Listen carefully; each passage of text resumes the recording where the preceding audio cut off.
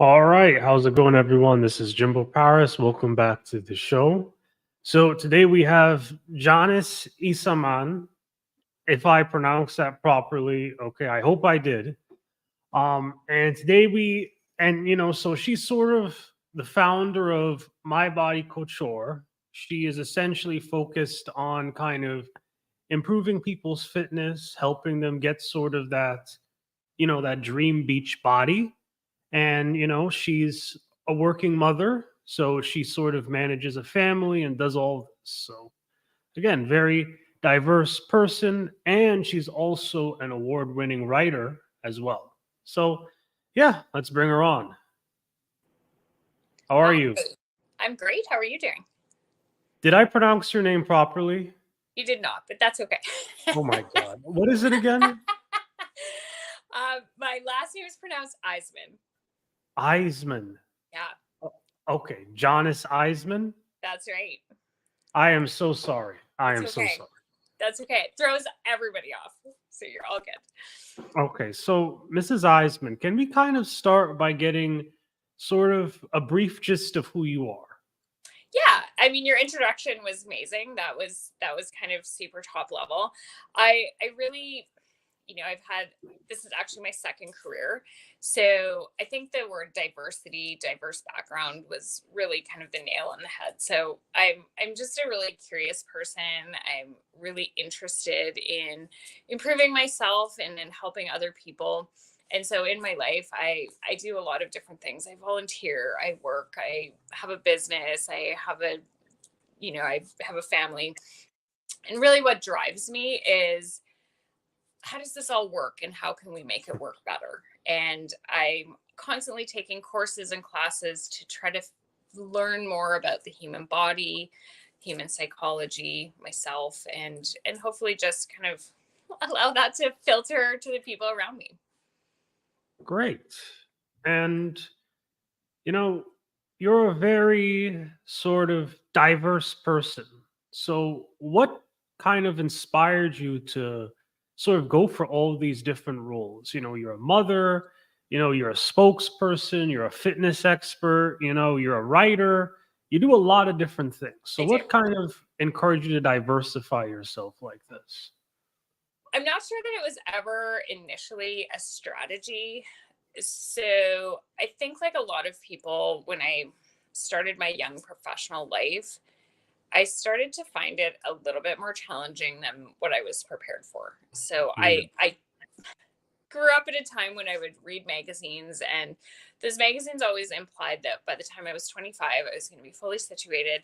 I could accomplish my dreams and my goals, and then away we go. So you have that almost Barbie like idea where you're a kid and you're doing chores and it sucks and you don't have those freedoms. But when you grow up, you're going to be well dressed and you're going to have a beautiful home and you're going to have a career. And then you get to choose your husband and you have this family and everything is just wonderful.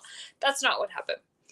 So I ended up feeling like something must be wrong with me. Why was I struggling with one of the most profound moments of change, and I of course didn't know that in my life, was I had knee pain. So I started running to be fit and I got knee pain that I couldn't figure out how to get rid of.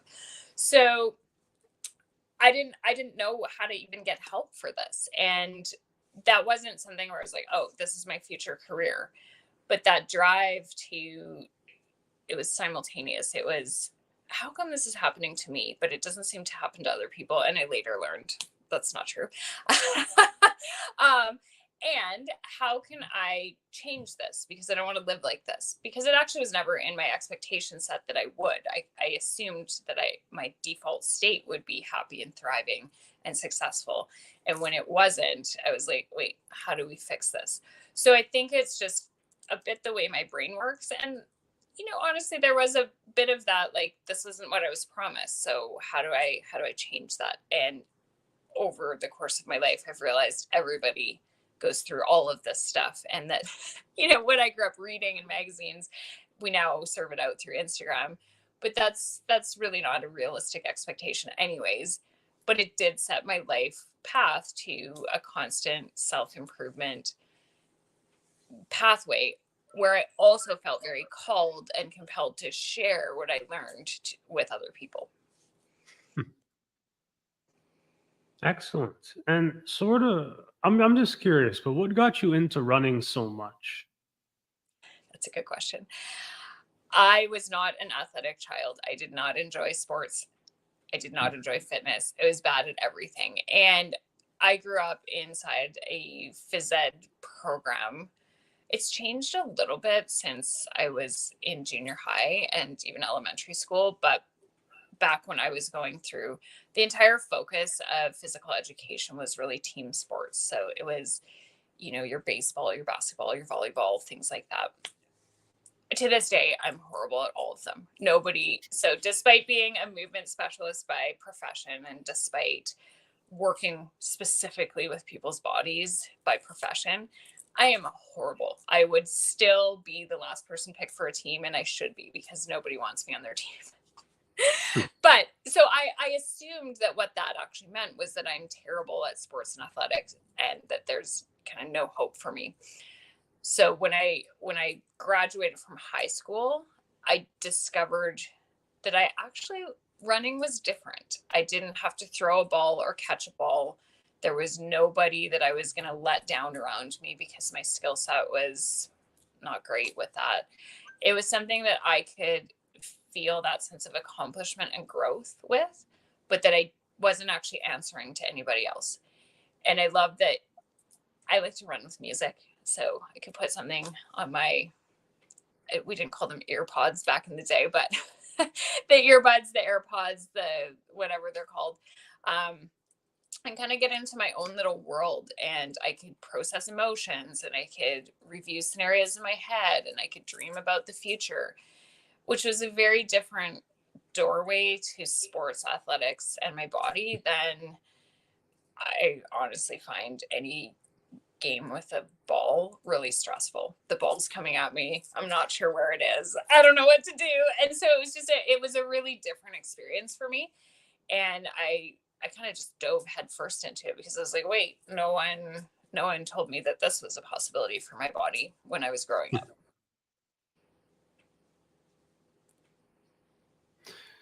So, how did you begin to finally discover your actual possibility? I mean, that's a great question. I don't know if I still have, but Okay. I think that pulling on those roots of exploration and that diversity really for me has actually been the key. So I think I just gave an example of how I did that through sports and athletics and my body, and I continued to do that. So I actually right now today I actually haven't run for many years. I ran the New York City Marathon, and then I had a baby, and then I ran the marathon, which I wouldn't necessarily recommend. And then running just didn't feel good in my body. So there was some other routes of exploration that happened in the meantime and in those intervening years. But I would say, how do I discover my possibility? I think through a little bit of curiosity every day. So Hmm. sometimes I even do it through conversations on Facebook. I see what people are talking about. It kind of sets my brain to move in a different direction of thinking about something or going and checking out a course or a class, or occasionally it's Googling a word that somebody has said and it leads me to look at something new. But for me, I think it's a lot of creativity in terms of what's new, what's next, what does that mean, so that my everyday is filled with actual possibility, because there's always something to be curious about. And I think that that for me feels lively. And so I don't think I'll ever reach my quote unquote full potential, because I'm not sure that that's my goal, but I want to investigate and explore life and the world while I'm in it. Hmm. That's quite interesting. And sort of, do you think sort of chronic pain is a big factor in your life? Like, what is chronic pain? That's a good question. I work with people who typically, actually, when people come to see me, more times than not, they're actually triggered to come see me because they have chronic pain. So the definition that I'm working with in that world is a sore back, sore hips, sore knees, something that would be actually similar to what I described with my running injury, where you're just like, okay, my brain wants to do this. I'm motivated to do this, but I can't because my body's stopping me. Or where we get into something like, let's say it's a sore lower back. I have lots of people that try to go to the gym, their back hurts, it just doesn't work for them. So there's a driving force there behind it. Chronic pain, obviously, in different environments has different meanings. So, and that's not the medical definition, but for me, it's essentially you have things in your life that you want to accomplish. It could be relationships, it could be hobbies, it could be something to do with your career, it could be actually literally just being able to go for a walk. So, something that you want to accomplish, and your body's signaling of pain is saying, we're not going to be able to do that.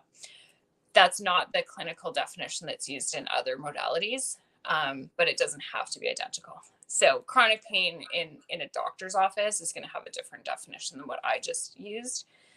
But essentially, where the volume of that pain in your body is enough to distract you from your other life goals and your other potential. Excellent. And sort of, I'm just curious, how did chronic pain sort of affect your life? Like, I know you're a mother, so maybe this just interests me, but do you think chronic pain might play a role maybe in influencing things like pregnancy and certain things like that? Like, what happens with chronic pain in your life? So the first time I ever had it was when I was running. So I ended up with a Mm, condition that we now call runner's knee. It wasn't that clear at the time that that's what it was. And even when it was clear, we didn't actually have a clinical protocol to recover from it. So the role that that played in my life was that I had finally discovered something that I wanted to do in terms of fitness and my body and my health. And then every time I would try to do it, my knee would hurt. And then I sought solutions, they didn't work. So then I felt again like, okay, what's wrong with me? Something mm, doesn't work in my body like it does in other people's bodies. And then it continued to develop to the point where I couldn't walk up and down stairs. And I lived actually in a home with stairs. So it wasn't really an option. So I remember kind of clutching onto the railing and almost pulling myself up because my knee hurt so. wow. And so it really became a force in my life. It hurt to sit, it hurt to go to a movie, it hurt to stand, it hurt to go up and down the stairs. And I wasn't that old. And so it became bigger than my knee hurts when I run. It became my knee hurts all the time. I have to do something about this. And the good thing about pain and your body, that's a signal from your body to say, hi, you need to do something about this. So I listened, but the pathway turned out to be decades long for me, not just minutes. The good news is, per your question, that's not the first or last time in my life that I've experienced something that's chronic. It's not the first or last time I've experienced it in people around me, loved ones, people I care for, and now my clients. So our bodies will tend to have periods of this in our life. I meet a lot of people who say, I don't have any chronic pain. And then 8 minutes later, they're telling me that their knee hurts all the time. So I think that also it's impacting more people than we realize. You absolutely are correct that pregnancy and postpartum is a huge period in women's life. For example, when there is often a lot of pain, I do have clients that come in because their back hurts. And so, what can we do in that window of their life? Postpartum, same thing. Your whole posture has shifted and changed. Your body's different. I also notice that there's a huge uptick in it when people are, I'm using this as an arbitrary marker, but let's say 35 plus. So I have a ton of people that I work with, and probably everybody who's listening knows somebody in this category if it's not yourself. but where we wake up in the morning and your neck hurts or your back hurts or your knees are stiff, or, you know, a common story is even, well, it takes me 5 or 6 minutes of moving to work it out and then I get on with my day. So that could be foot pain. But we often have a conversation in our culture that says, that just happens when you get old. And so for some reason, we think that 35 is old, which it's not. But we also don't think through, okay, if we're 35 and we're waking up and our back hurts and our neck hurts and our feet hurt or whatever it is, and the average life expectancy is 85, we're going to be living with that for 50 years. That's nuts. So pain is really, really distracting to the body. It's distracting to the brain. It's distracting to the nervous system. There is a reason that your body is giving off pain signals. It is asking for help. And that's really, I mean, pregnancy being kind of notwithstanding, maybe it is asking for help then too.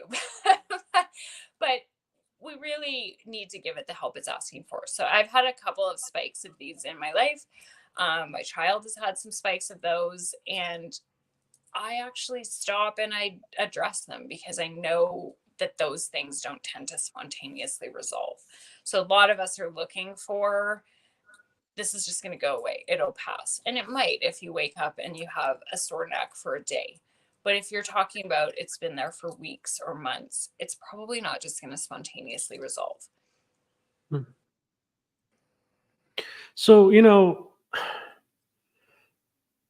your love for learning, you know, and sharing is pretty evident both in your brand and, you know, your image. But how do you sort of make your knowledge and your insights relatable to everyone? Ooh, I love this question. So, because I was not athletic as a child and I didn't understand how to do anything in my body, you know, I already said this, but basically, if you throw a ball at me, it might land on the floor behind me even now. So, it doesn't come naturally to me. And many, many, many, many people in the health world have the opposite story. So, if you were to go into your neighborhood gym right now and pull the trainers that are in there, you're going to find probably, I'm completely inventing this, but just based on my conversations with my professional colleagues, maybe 10 to 15% of the trainers are going to be people like me. Jillian Michaels is the most famous person who fits in that category. She was also, you know, she was an overweight kid. She's quite public about it. It just didn't kind of come together for her. So like me, that became her career and her passion. But that's a really rare story. Most people in those environments who work in health careers, it came naturally to them. They were good at it. They loved it. It wasn't sort of I had to really work to overcome this. So because I'm coming in from a different door, I always say, once I can understand it in my body, I can teach it to everybody, because it's almost like my body has a form of dyslexia where it just, you know, I can do the thing, but it doesn't make sense to my body. So to take a movement in my body, if I was going to teach an aerobics class, I have to break that down. I have to repeat it. I have to, it's not just something where I can watch it and do it. That's not happening. So for me, there's a whole internal process of work that has to happen in order to get my body to do something that makes sense and actually looks okay. So by then I have to really understand how it all works, and then I can really teach it to others. So from what I understand from what you're saying is you're saying like your body, you know, you're a very, well, I don't mean to say it this way, but it takes a while for you to learn Yeah. kinesthetically. So it just takes so long for you to learn that you end up really understanding it and you can Yeah. then teach it really well. Is that what you're trying to say? 100%. Yes. So Okay. there is something Wow. we All don't right. really ever talk about That's a this. good way of phrasing it. I like that. Okay. Thanks. Yeah. So we actually have, most of us would be familiar with the term literacy, which is reading. So we have that, but there also is physical literacy. So inside the fitness community and world, there actually are body skills that our body learns, and they learn them at certain ages. So for example, if you take a 9-year-old out to learn how to ride a bike, they can do it like that. If you're trying to teach a 3-year-old, because there's balance and there's coordination and there's actually a certain amount of muscular strength, there's usually kind of a graded pathway to get that child to that physical literacy. We can do it through practice. So for me, I actually probably naturally have very low physical literacy. And so I have had to learn how to break it down, simplify it, understand it rationally. I often have to learn kind of the anatomy, or where are we supposed to feel this? What are we doing? How does this work? And then get my body to repeat the thing over and over. And then it makes sense in my body. But by then I've learned all of the anatomy, all of the why, all of the where, all of so I have an encyclopedia of information in my brain that can then be shared with other people. I have worked with Olympians. They clearly don't need that broken down, but I have also worked with a lot of people like myself where they're like, this doesn't come naturally to me. So I have different tools that I can kind of pluck out depending on what level somebody's up. Good. So, when we talk about My Body Couture, Yes. how would you pronounce that, couture? Or? I mean, I'm not going to. It's a French word, so my French is not from France, Okay. but couture is usually the pronunciation. Couture. Okay. Okay. Yes. So, My Body Couture, what is that essentially? And what types of products and services do you now provide in that? Good question. So the name couture does come from the French language, and we most commonly see that word in the fashion world, and it means custom. So we're really talking about a garment that is completely customized for that person. And that's what I do with fitness, movement, exercise, nutrition, mental health, and all of the pieces that come in with the body. So I'm really customizing the program for the body that's in front of me. In the intro, you mentioned beach bodies. I definitely have those folks. I have folks that also just want to not have back pain. I have people that have never exercised in their life. I have people that have won multiple Olympic medals. So my goal is to take somebody's desires. What are they looking for? Are they looking to feel better? Are they looking to look better? Are they looking to move better? And what for? So it's going to be a very different program for somebody who is I've had teenage athletes, for example. So somebody who is a competitive athlete that wants to prevent injury, they're going to have a really different program than somebody who comes in and says, I just gave birth and I'm totally disconnected from my body. And they're going to have a different program from an executive who says to me, you know what, like, I really can't advance my career until I can fit my suits. I need to look a certain way to fit my suits. So what I'm really doing is I'm working with people. Number one is, why are you doing this? So, what is it in your life that you want to accomplish? I have people that list career goals. I have people that list relationship goals. The most common being, I want to keep up with the children in my life, whether they're mine or my grandchildren.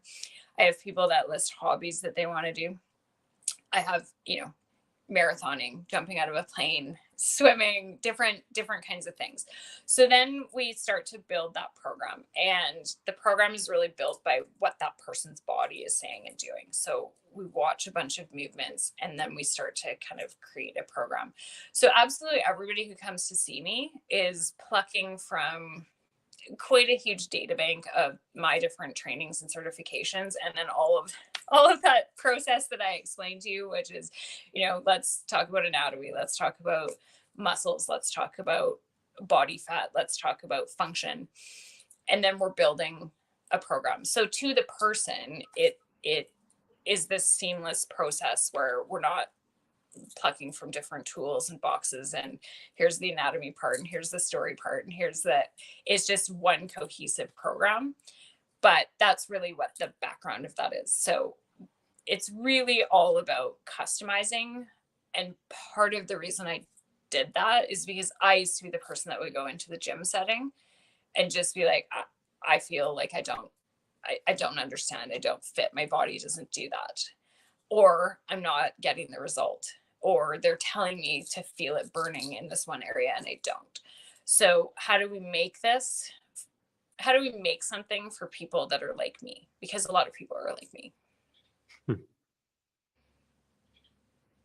So you're also the award-winning writer for the Elephant Journal. So Yeah. can you kind of explain how you sort of receive that? Yeah.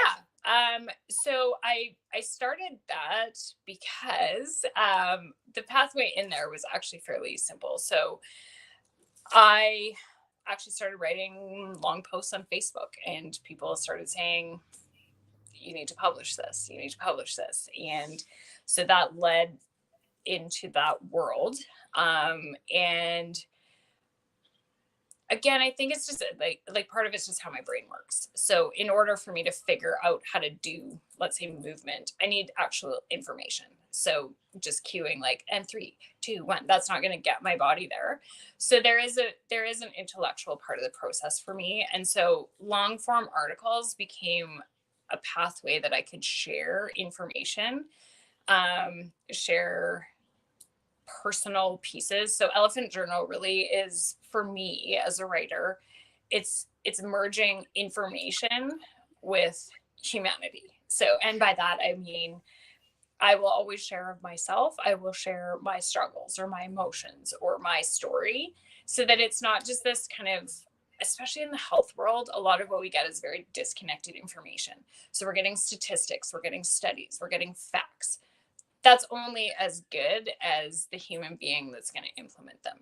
And so sharing that inner experience of that, as well as the facts and information, is what I really feel driven to do. And that platform for me has been a place to offer added value to customers and share with people who are looking for information, and to connect with people on those pieces of humanity, not just in information wise, because we can pick up magazines and get, we all know this, you're supposed to be working out a certain number of times per week and you're supposed to hit a certain target heart rate.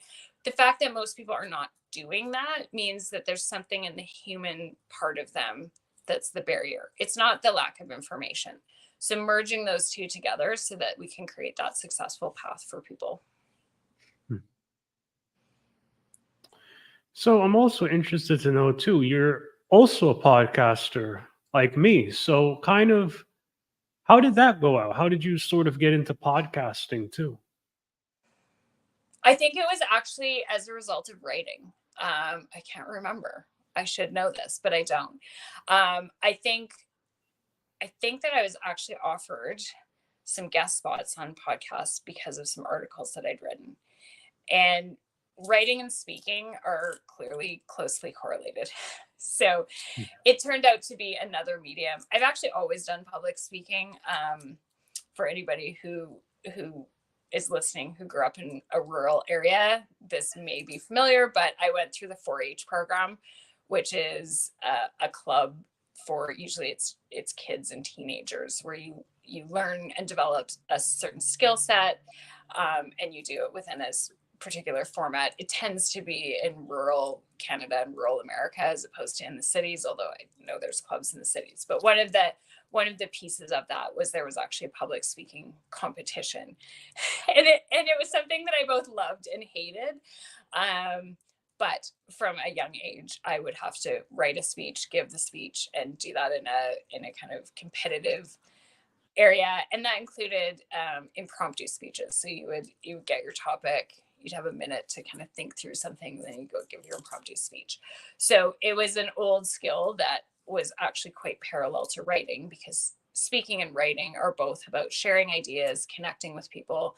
And so it was a bit of an easy add-on that created a new format as well for people. So I think that there's a lot of different ways to give people health and wellness information.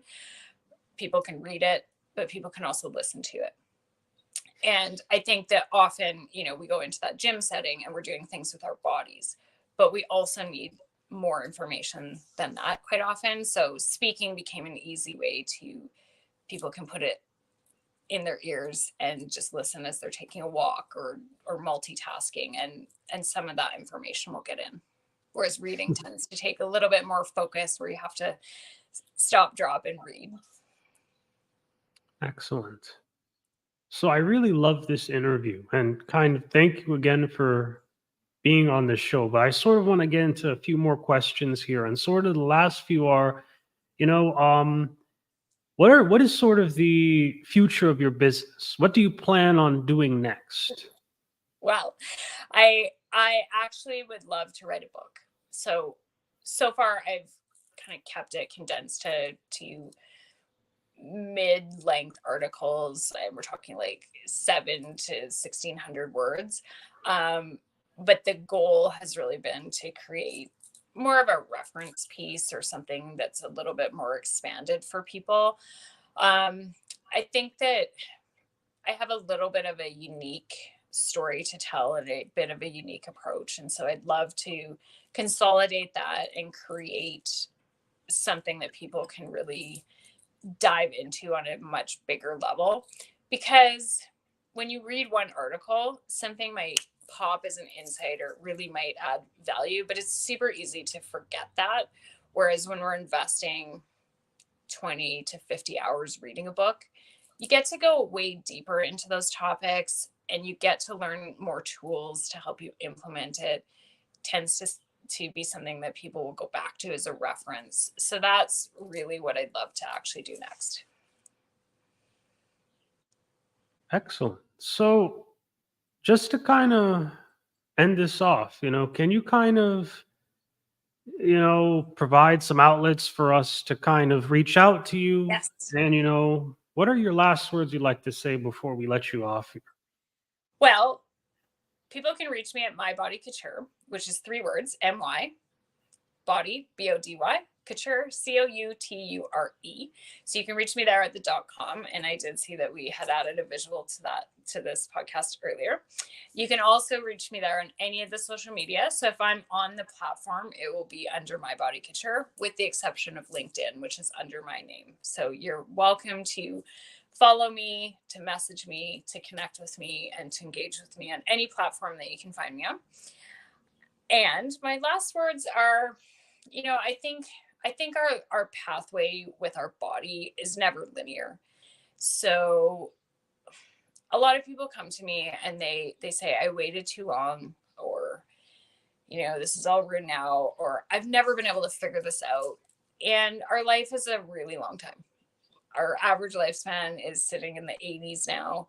And if you are listening to this podcast, it's not too late to get started. You can make change in your life, and it can seem small. We referenced Beachbody at the beginning. That might not be your goal. So maybe your goal is to get up off the floor without pain. It's not too late to get started. And quite often, I love telling this message. We've been 100% market penetration on the idea in North America that we should be going to the gym. So if you're not going to the gym, consider reaching out to someone like myself that does offer a different pathway. I have a different mindset. So go get the tools. It doesn't need to be me, but there's a high chance that if you've been sitting around for 20 years feeling guilty because you're not going to the gym, that it's not going to work out for you. I always love to tell people, about 15% of Americans go to the gym. That means 85% are not, but 100% of us have been told to do that. So if you're part of that 85%, there are tools, there are resources, there are people. And so get some different information. Consider something different. Consider calling an expert or getting guidance or trying something new, because it's not too late. All right. Very good. Thank you again for being on this show. Thank you. And I'd also want to thank the audience here for watching us. I'll see you again next time.